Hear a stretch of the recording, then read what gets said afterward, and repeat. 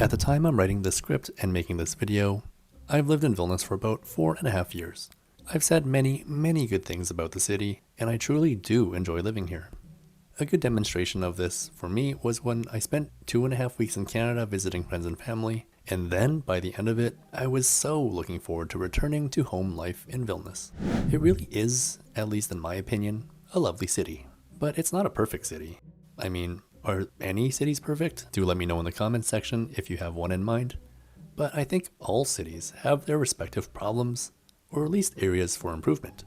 And so in this video, I want to discuss 3 problems, or areas of improvement, I have for the city of Vilnius, even if it is a fantastic place to live. The first thing is mobility and accessibility. I'm mostly talking sidewalks. Yeah, the Vilnius city center area is relatively small compared to other cities around the world, and it's quite walkable. But wow, it's not until I had a child and tried to walk around with a stroller that I realized this issue with parts of the city. You see, many sidewalks don't have curb cuts, and so they just drop sharply. It's manageable yet slightly awkward for people with strollers, but probably impossible to navigate for those in wheelchairs. Making this worse are underpasses to get under busy roads. The underpass itself is fine, but the elevators meant to help people get up and down to and from those underpasses, well, I've encountered quite a few that are broken or out of service. Again, for those with strollers or the disabled who are stuck in wheelchairs, the alternatives are very limited.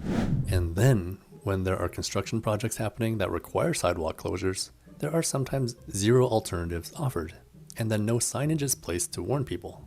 In this situation here, you might walk all the way to where the construction begins, only to find that it's not accessible to those who need a ramp.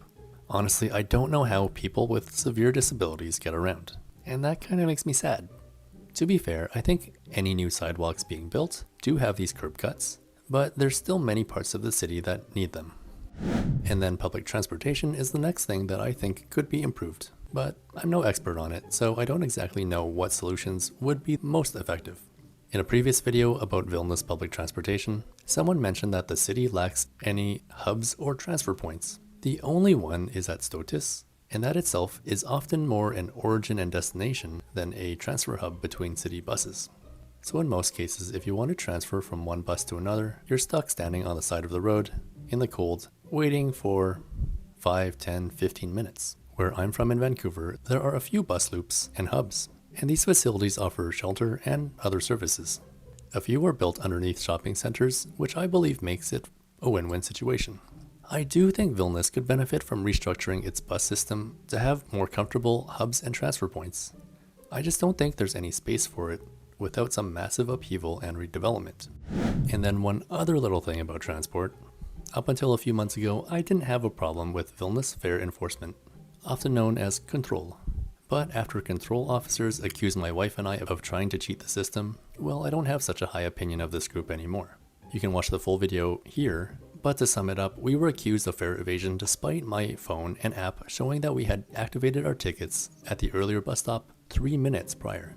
Now maybe we just encountered a really mean, stupid, or corrupt individual, but it really does leave a bad taste in your mouth once something like that happens, despite dozens of previous perfectly normal ticket inspections.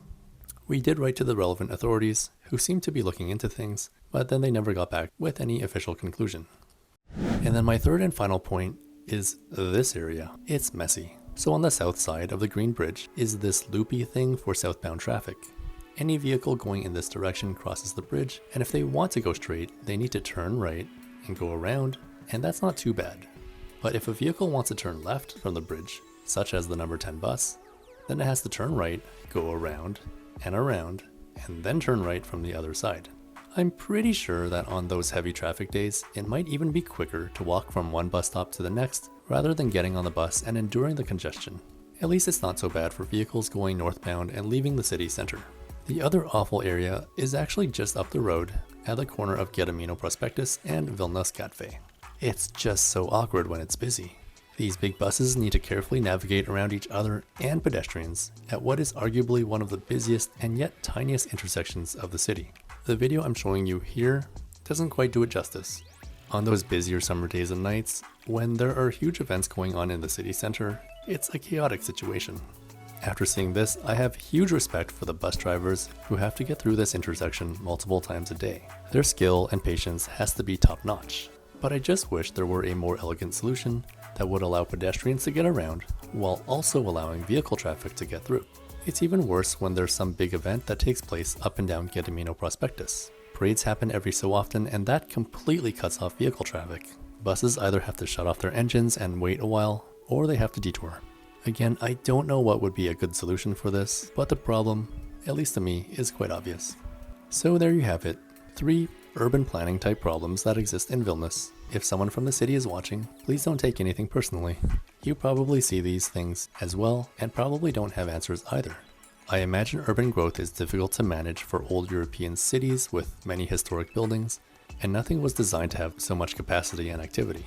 Any good solutions cost money, and well, so many projects and regular operations eat up such funds anyways. But maybe let's at least do something about those inaccessible curbs. Just as a start, bottom line is that there is so much I love about living in Vilnius. But as with almost every city in the world, there is room for improvement. So if you live in Vilnius, or have visited the city and you know what I'm talking about, I would love to get your opinions on these problems. Or let me know if there's an even bigger issue that I'm missing. Yeah, share your thoughts by leaving a comment down below. If you enjoy the videos on this channel and want to support my work, you can either buy me a coffee with a one-time donation, or join my Patreon with a monthly membership to get access to videos along with other perks. If neither works for you, just liking and commenting would be lovely. Thanks.